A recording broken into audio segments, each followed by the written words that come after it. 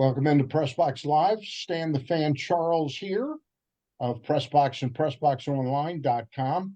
Luke Jackson is busy finishing up this month's paper, the print edition of Pressbox. He's not going to be joining us today, but Ross Grimsley and I will soldier on, not shoulder on. Battle our way Soldier through on. All right. How's that water doing down in We got plenty of it. Sarasota? You got plenty of it. We got plenty. You probably want a little bit of it up there, don't you? We've had a share of I water know. for a week. When the water goes like 9 inches or 12, in some areas you said it was 16 inches. Do the 18. are the gators suddenly out and about more down They there? can. They'll start wandering from one pond to another occasionally. I mean, neighbor of mine over in, well, a friend of mine over in Lakewood Ranch, he said he saw two of them go across from one pond to the other. I said, they're very big. He said, well, about 7 or 8 feet. I'm going, oh, that's pretty big right there. That is pretty big. But yeah, I guess as long as they weren't, as your friend wasn't walking a dog, he was in good no, shape. really, no. We see them out the golf course occasionally too. They're pretty big ones, but yeah, it's been quite interesting down here. A lot of water. We've been very fortunate where we're at, but Sarasota, Lakewood Ranch, parts of Bradenton, have had some really big problems. You think if the Orioles needed to play a game at Ed Smith Stadium, that they'd be able to get it in? I don't know. It'd be interesting. Okay.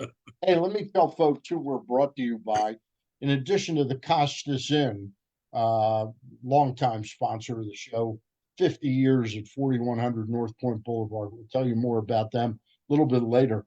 Brought to you by expert and award-winning AJ Michaels Heating, Air Conditioning, Plumbing, and Home Performance. They'll improve your home's energy efficiency and comfort levels. They'll also kill all viruses in your system. The AC season is still going strong here in mid-August. New rebates and discounts are available. More at ajmichaels.com. AJ Michaels and Carrier, the big boys. And we're also brought to you by Atman's Deli, the new location. Atman's Deli in Baltimore's Harbor Point. If you like corned beef piled high, hand-rolled bagels, and something different, a bar, then Atman's has it for you. They've got food and drink specials every day. They're now open for breakfast, lunch, and dinner. Dine in, grab takeout, or hang out at their bar for the next O's game. Atman's Deli, an authentic taste of Baltimore tradition since 1915. Find them at Harbor Point or visit atmansdeli.com.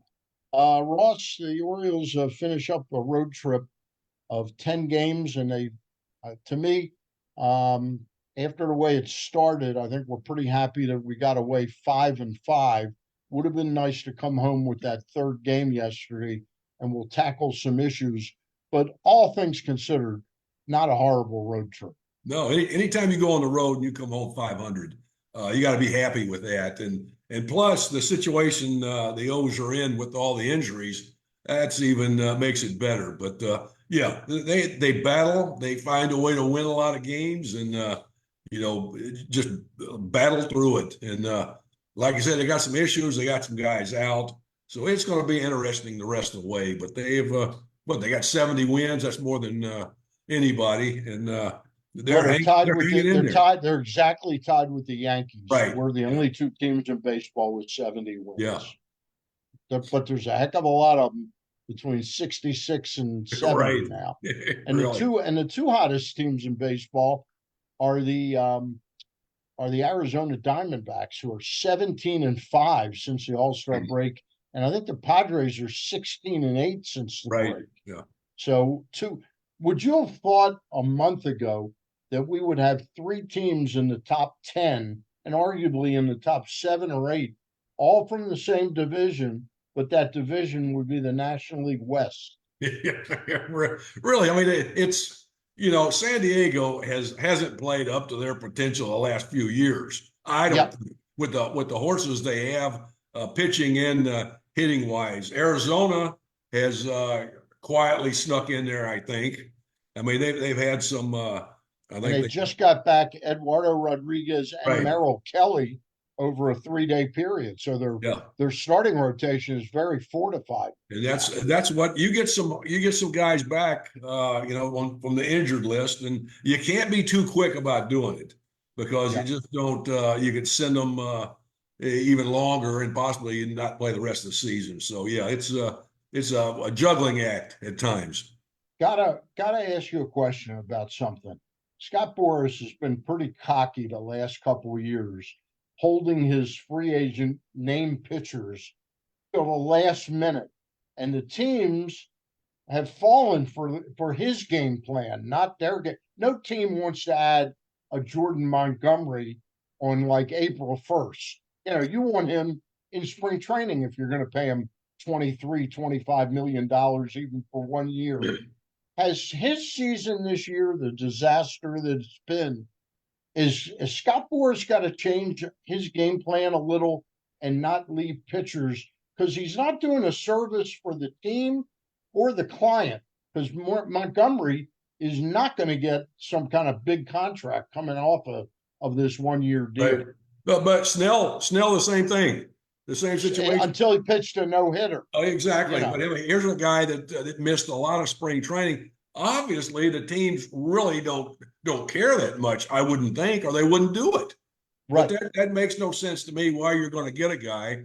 And the games at the beginning of the year are just as important as the games at the end. And if you can win them. So yeah, I mean it's and I think in the case of these two pitchers, Ross, not to interrupt you, in the case of these two pitchers, is not that the games mean just as much in April. It's, are you getting what you're paying for in May and June? Yeah, no, really. I mean, it's their spring training. So what are you saying? What are you saying to the other players and what have you? But I think I think management of these teams are going to have to start. Hey, look, we need to get a guy signed. We want to get him going, because you risk the injuries. That's another thing. But you get guys out too quick. In spring training, you're building arm strength up. You're getting your repertoire down. You're building up your off-speed pitch, your fastball and your off-speed pitches, and it takes a little time. And then usually the start of the season, you're even trying to get more length in. They should be, but they really don't like they used to. But yeah, that's important as well. Let's tackle a couple of these issues with the Orioles. All right. I'd say about a month ago, I think Baltimore baseball fans and seemingly the organization had sort of had their fill of Albert Suarez sort of playing an important role as a starting pitcher. They tried Cade Povich, they tried Chase McDermott, Dean Kramer came back off the IL. Then they made 2 trades to get Zach Eflin, thank goodness, and Trevor Rogers. And now we got the Grayson Rodriguez injury, and the lifesaver has been Albert Suarez. Right. I think we better think about him as a guy that they can get 5 to 6 innings of pretty darn good baseball out of. It looks like, I think he's got 11 2/3 innings the last 2 starts of. I don't think he's give up very much, a run or two maybe, if that. But yeah, he is. I mean, he can do anything you want him to do. He would have went longer, I think, the other night if his pitch count. He got the most pitches he had thrown in the year. So I mean, obviously, with all the injuries, as a manager and a pitching coach, you got to juggle that bullpen, and you overdo some guys. And that Webb went down. We've seen guys, go down. Rodriguez, obviously, the left-hander. I can't think of his name right offhand. Yeah, him. You got some guys that. I mean, you're mixing and matching out there, and you got to use. You can't even go with matchups a lot of times. You got to get the guy that's the most rested. And Kimbrel last night hadn't pitched, I think, in 4 days. So we're going to get into Kimbrel in a minute. I want to deal with the starting rotation. Let's deal with this injury with Grayson Rodriguez. 2 years ago, on the verge of being recalled, the Orioles were kind of on the fringes of contending, and they were about to bring him up and roll the dice with him a little bit, and he got a teres major lat tear, and he was out for the whole season. He never came back. This is a lat strain, a teres major lat strain. Is getting that the second time indicative of an ongoing problem for his career, or is this something that they can get get under undercover? I mean, Yeah, Stan, take care of it. I told you the last time we talked about this situation with the little knot in the back of your shoulder. You usually get it in spring training, Yeah, but then he got this and he was out for the season. He got it again, and there's no guarantee that he can come back. They're talking late September. Now he's not going to throw for 10 days. So that'll be the day after tomorrow when he should throw again. Then it's going to be, probably a week because he'll probably throw a simulated game. But you got to make sure that this kid's 100%, and there ain't nothing. So it's better to go longer with this and make sure he's ready than to rush him out there too quick. So the what you said about it happened again. I wonder what else he is doing other than throwing.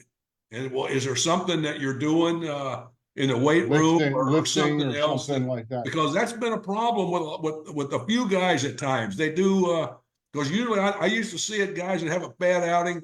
First place they'd go is right to the weight room, and I would go, the weights ain't the problem. It's the fact that you couldn't throw a breaking ball over the plate and you couldn't locate your fastball. That was the problem. And getting stronger ain't going to make no difference there. So that's something that I think, unless they got away from that, but I think the weight room can be detrimental at times. Let me ask you a kind of crazy question. Everybody I talk to, we know that the rotation isn't what we need it to be right now. Okay. And we may just have to realize that, you know what? It's going to be Burns, Kramer, Eflin, and Suarez, and whatever we can piece together.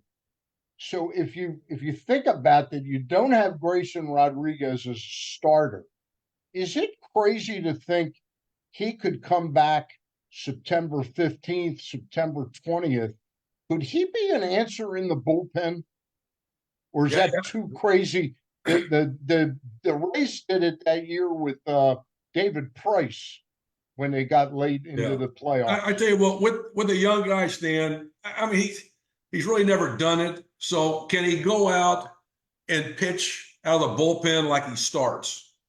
Now that's it's basically the same thing, but you're just trying to get hitters out. But some guys will try to do different things, try to throw a little harder, and that's what you got to keep away from. So I would the way he's pitching and what he's capable of doing in the future, I would not even mess with that.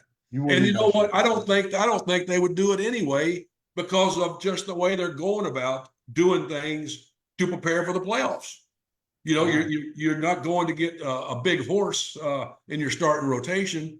And I tell you what, you needed a starter, you needed bullpen help. And with Webb down, you don't know how any of these guys are going to come back. No, and the players and the pitchers, you have no idea what can possibly happen. So hopefully, if there's any moves to be made that can help that the starting staff and the bullpen, that's going to be looked at. I had two reasons for asking it. Number one was it might shore up a weakness in the pen. Okay. The second issue is he in the short term of September 20th to November 1st, is he less likely to have an injury problem again with that if he's only throwing an inning at a time?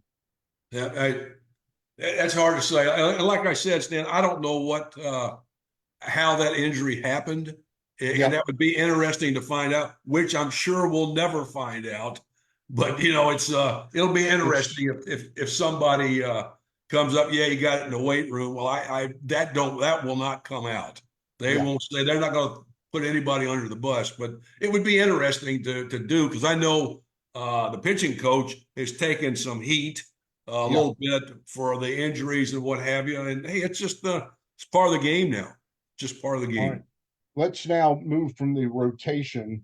Well, let me get the Costas in spot in, okay, and then we'll clearly delineate and go into the bullpen because that's going to be a real pickle. I feel like the rest of the way. The Costas in has been sponsoring my radio shows, my podcast, the print edition of Press Box TV show. They've been all over everything I've done. and it's been going on close to 30 years, but they've been around a lot longer. They've been around over 50 years at the same location at 4100 North Point Boulevard. Whenever Ross Grimsley comes to town, we try and get together, he and I and Luke, and then we have six thumbs that are all thumbs up. Six thumbs and a couple of fingers. And a couple of fingers to make up for Luke, right? To make up for Luke. But it's a tremendous restaurant. And want to stress again, I won't go into the whole thing about the bridge collapse and all that, but there's a real opportunity for local folks now to revisit Costas Inn. If you're in Essex, Middle River, Sparrows Point, Dundalk, it's right around the corner from you, 5 to 15 minutes from you. And they've got great nightly specials every single night of the week, Monday through Friday. You can have a beer at the bar, eat your dinner, watch the game, or sit down with family and friends and have a dinner there. Of course, they've got the crabs, the crab cakes, and crab soup. The Costas Inn, CostasInn.com is the website. Check it out.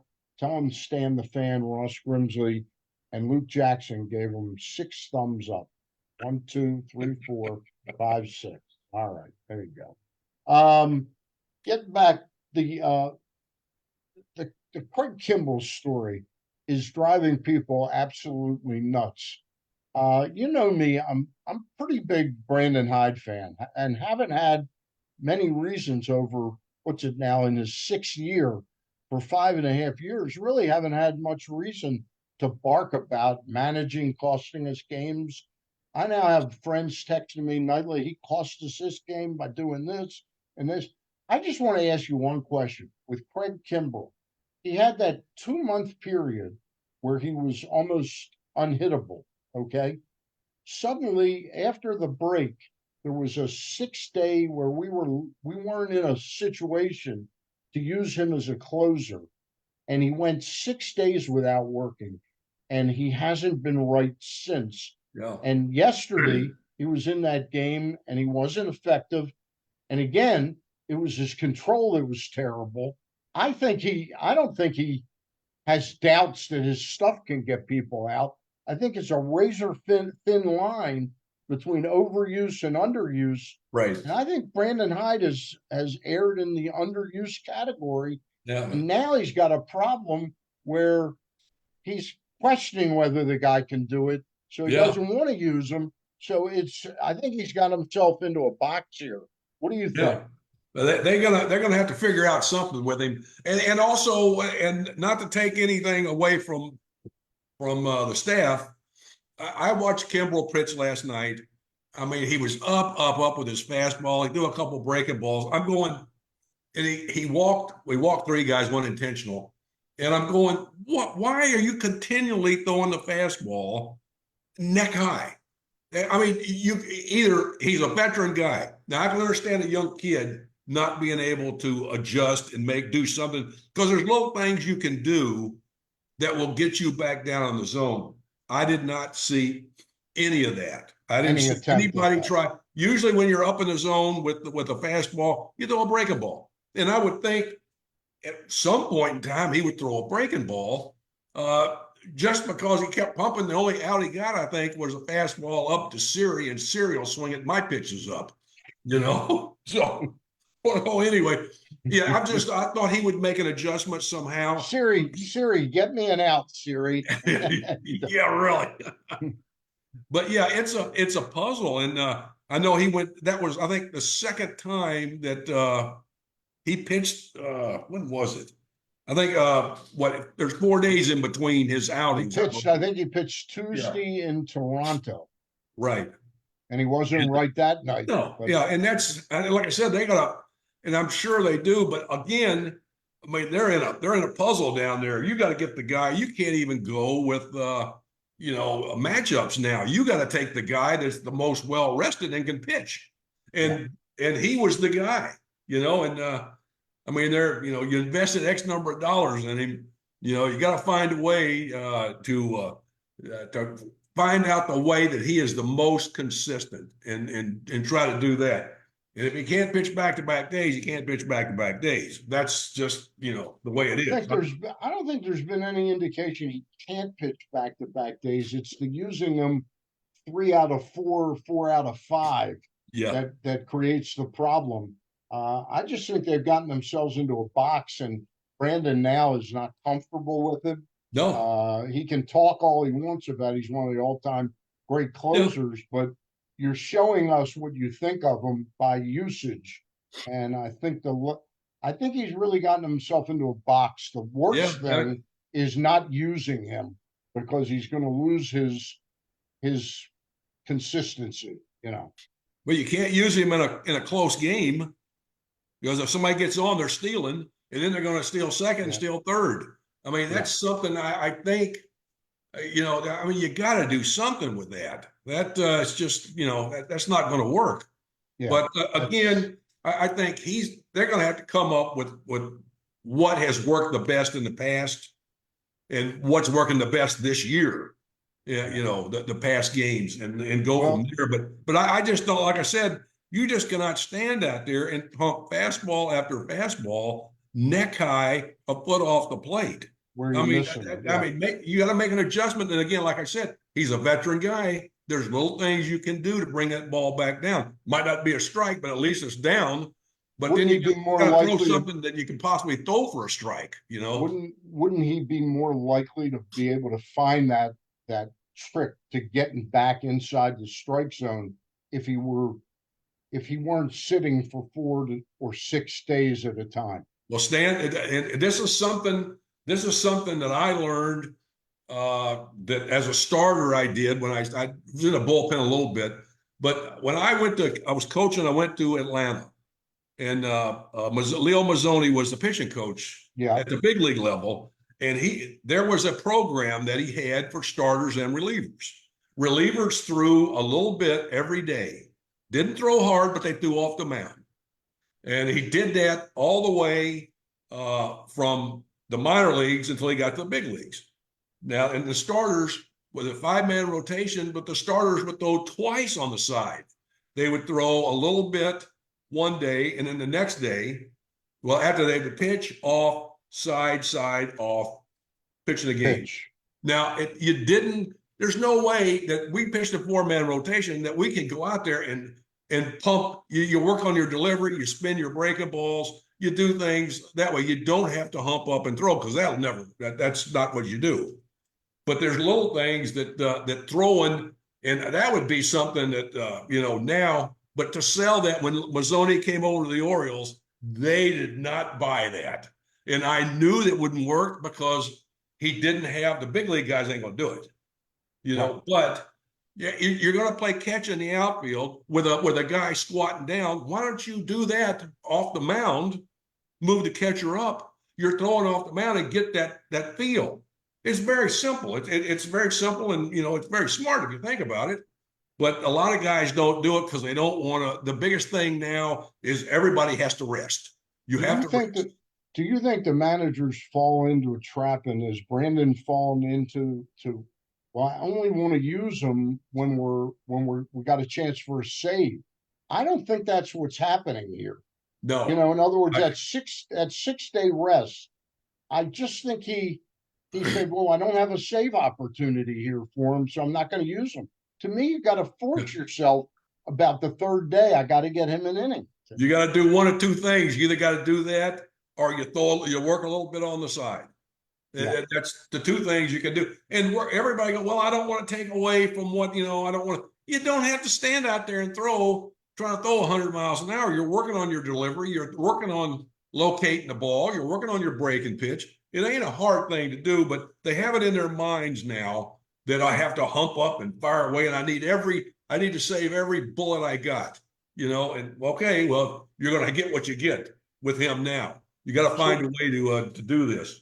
Yeah, and look, a lot of people are saying it's time to cut bait with him. Oh, I don't know where you're going to come up with another relief pitcher now that is as good as Craig Kimbrell. I know he's not been perfect, but if you're Brandon, you turn to that bullpen and you go, I got Soto who isn't getting the ball over the plate. I got Kimbrel's not getting the ball over the plate. I used Aiken and Perez yesterday. I Yep. guess I'll go with Dominguez and Cano. And then tomorrow, you still got the same problem with Soto and Kimbrel. Yeah, but then you're going to have Soto again. Probably. It all depends on how the game. If the game's one-sided, one way or the other. Usually, if you're ahead by a lot, you want to run your A squad out there. Unless it's you don't use your closer. But sometimes if they struggle, it's you got to get them some work in the game, and that's a good time when you're way up or way down. And he hadn't thrown in a while. Run him out there, and get hopefully get through the inning and you don't have to use another guy. But I've seen that happen. You get a guy in, you got to use another guy. Then it totally backfires. So they're in a peculiar situation with this thing. Yeah, it's both sides of the staff have kind of contracted with the loss a long time ago of Coulomb and Yeah. now Webb and now on the other side Rodriguez. Everything's and you don't have the ready for the big leagues pitchers at the minor league level. No, that's I true. mean, I gotta wonder if a Chase McDermott, not as a starter, but coming up as the sixth and seventh inning guy, where he might that might be a good baptism for him. He was more impressive to me in his one start than Povich was over six. Yeah. Who's gonna be a third starter in the series? Well, they played two games against Washington.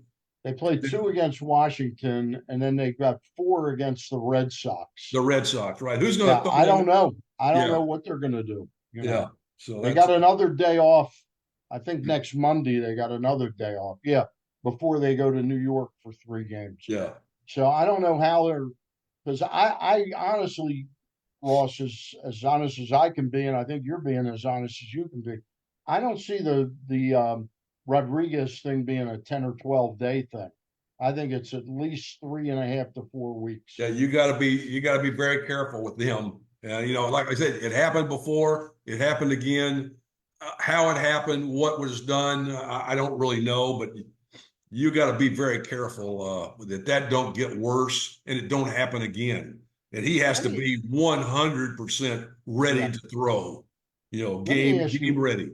Let me ask you one question about this is sort of the 8,000 pound elephant in the room question. Corbin Burns, no question, he's a tremendous pitcher, and I know he's going to command a lot of money in the marketplace next year. I mean, he's going to get probably over $30 million for 6 years, probably. You know, Yeah. but let me ask you a question.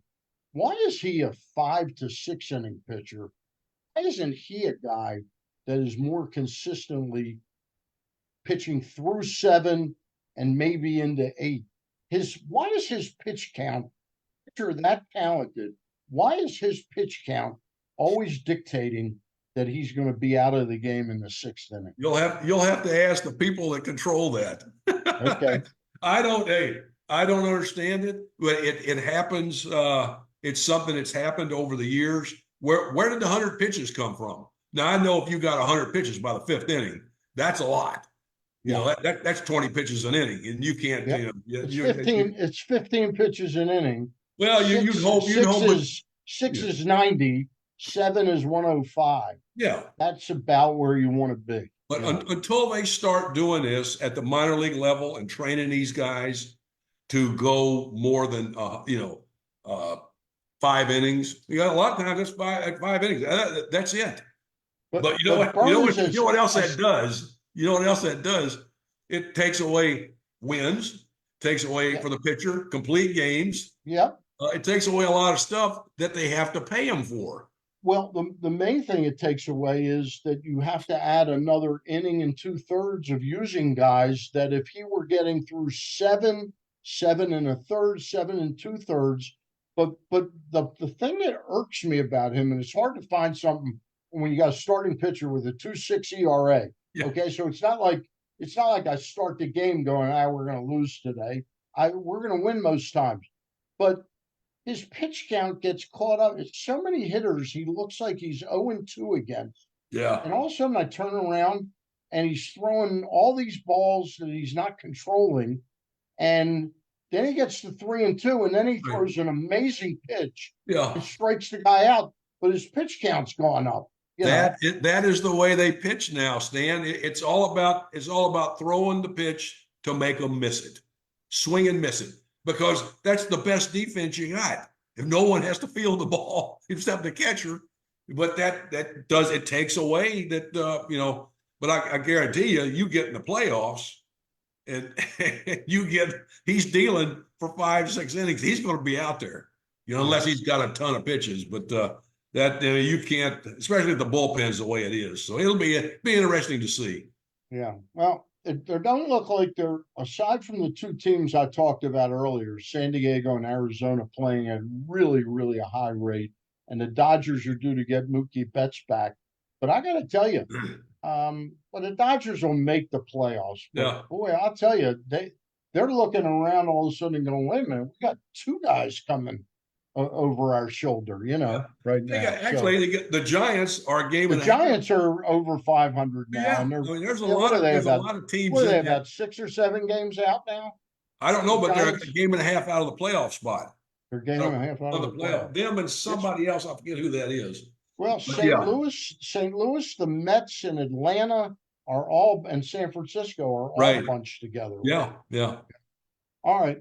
Ross, as always, thank you for your time, and we'll Absolutely, be together buddy. again next Monday. We've been brought to you by AJ Michaels, expert and award-winning AJ Michaels Heating, Air Conditioning, Plumbing, and Home Performance. Check them out at ajmichaels.com. We've also been brought to you by the new Atman's Deli in Baltimore's Harbor Point, and they're now open for breakfast, lunch, and dinner. Dine in, grab takeout, or hang out at the bar tomorrow night, Wednesday night, or Thursday night, as the O's take on actually tomorrow night and Wednesday night they take on the Nationals. Then they take on the Red Sox. You can still go to the bar. And we're also brought to you by the Costas Inn. Great nightly specials Monday through Friday, especially for those folks Middle River, Essex, Dundalk, and Sparrows Point. All right, the Costas Inn. For Ross Grimsley, Luke Jackson, who's away working, and yours truly, Stan the Fan. We'll see you down the road soon. O's host the Nats tomorrow night, Wednesday night at 6:35. Bye for now.